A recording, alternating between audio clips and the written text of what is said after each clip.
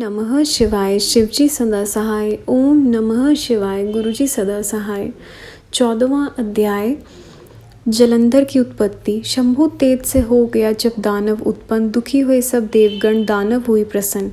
व्यास जी बोले, हे सनत कुमार जी, आपको नमस्कार है। अब कृपा कर आप यह कहिए कि जिस समय शिवजी ने अपने माथे का वह तेज क्षार समुद्र में डाल दिया, उस समय क्या हुआ। सनत कुमार जी बोले, हे तात, जब शिवजी ने अपना वह तेज क्षार समुद्र में डाल दिया, उस समय वह शीघ्र ही बालक हो गंगा सागर के संगम पर बैठकर अत्यंत उच्च स्वर से संसार को भय देने वाला रुदन करने लगा।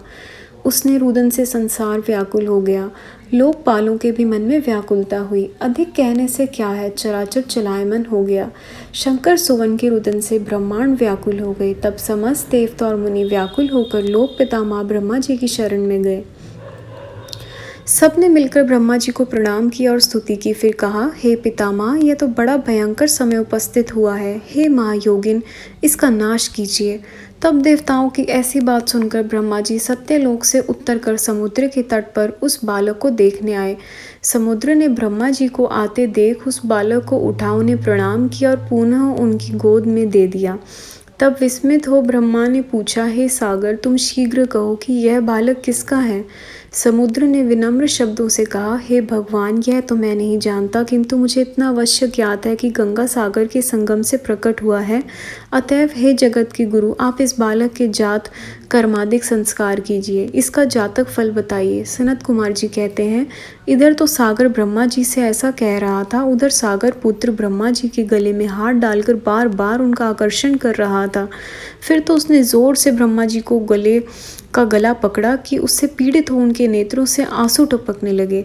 किसी प्रकार ब्रह्मा जी ने दोनों हाथों से बल लगाकर अपना गला छुड़ाया और सागर से सादर कहा कि हे सागर, मैं तुम्हारे पुत्र का जातक फल कहता हूँ, सुनो।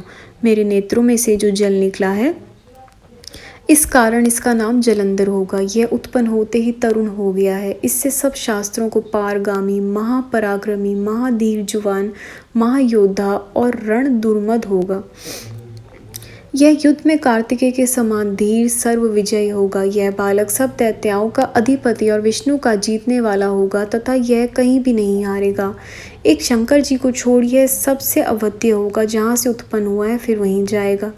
इसकी स्त्री बड़ी पतिव्रता, सौभाग्यशालिनी, सर्वांगं सुंदरी और परम मनोहर, मिष्ट भाषिणी तथा शील की सागर होगी। सनत कुमार जी कहते हैं कि सागर से ऐसा कहकर ब्रह्मा जी ने महर्षि शुक्र को बुलाकर उनके हाथों से उस बालक को दैत्यों का राज्याभिषेक कराया और स्वयं अंतर ध्यान हो गए। फिर तो उस बालक को देख समुद्र बड़ा ही प्रसन्न हुआ और अपने साथ लेकर अपने घर गया। इतना ही उपाय कर उसका पालन कर पुष्ट किया। फिर कालनेमी नामक असुर को बुलाकर उसकी वृंदा नामक कन्या से सविधि ब्याह करा दिया। उसके विवाह में बड़ा उत्सव हुआ। नद, नदी और सब असुरों को बड़ा सुख हुआ। स्त्री सहित जलंधर शुक्राचार्य के प्रभाव से असुरों का राज्य करने लगा। 15वां अध्याय। देव जलंधर युद्ध। शक्ति पाए दैत्यनेन्द्र ने कर वेदन से बैर, मार भगाए देवगण, अमारवती राखै पैर।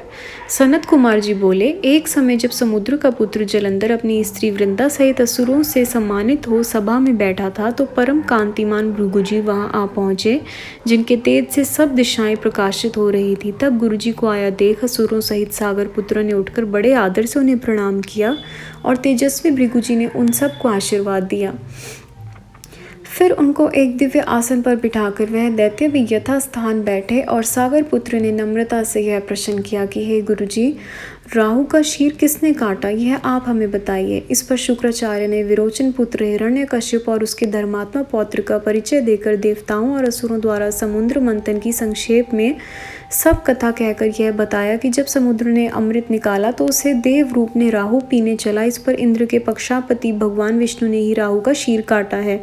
यह सुनते ही जलंधर के नेत्र लाल हो गए। उसने क्रोध किया। फिर अपने घमस्कर नामक दूत को बुलाकर गुरु का कहा हुआ सब वृतांत सुनाया और यह आज्ञा दी कि तुम जल्दी ही इंद्रपुरी में जाकर उसे मेरी शरण लाओ। घसमर जलंधर का बड़ा निपुण दूत था। वह जल्दी ही इंद्र की सुधर्मा नामक सभा में जा पहुंचा और जलंधर के शब्दों में कहा, हे देवता धम, तुमने समुद्र को क्यों मथा और मेरे पिता के सब रत्नों को क्यों ले लिया है? ऐसा कह तुमने अच्छा नहीं किया। यदि तू अपना भला चाहे तो उन सब रत्नों सहित देवताओं के साथ मेरी शरण आ, अन्यथा हे सुराधम, तेरे लिए यह बड़ा भय होगा और मैं सत्य कहता हूँ कि तेरा राज्य विध्वंस हो जाएगा। इस पर इंद्र बहुत विस्मित हुआ और कहने लगा, पहले मेरे भय से सागर ने सब पर्वतों को अपनी कुक्षी में क्यों स्थान दिया और उसने मेरे शत्रु दैत्यों की क्यों रक्षा की? इसी कारण से मैंने उसके सब रत्न हरण किए हैं। मैं भी सत्य कहता हूँ कि मेरा द्रोही सुखी नहीं रह सकता। इंद्र की ऐसी बात सुनकर वह दूत शीघ्र ही जलंधर के पास आया और सब बातें कह सुनाई। उन्हें सुनते ही वह दैत्य क्रोध मारे कि अपने ओष्ठ फड़काने लगा और देवताओं को जीतने के लिए उसने उद्योग आरंभ किया। फिर तो सब दिशाओं एवं पाताल से करोड़ों करोड़ों दैत्य उसके पास आने लगे। शुभ निशुंभ आदि करोड़ों सेनापतियों के साथ जलंधर इंद्र से युद्ध करने लगा।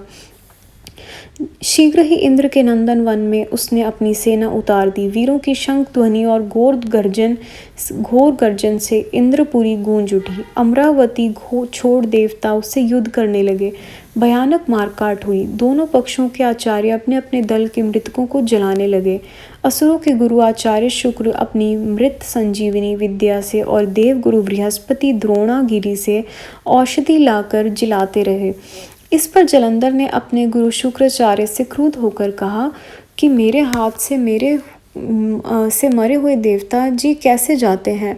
जिलाने वाली विद्या तो एक अपाही के पास है, फिर यह क्या बात है? इस पर शुक्र जी ने देवगुरु द्वारा द्रोणागिरी से औषधि लाकर देवताओं को जिलाने की बात कह दी। यह सुनकर जलंधर और भी क्रुद्ध हो गया।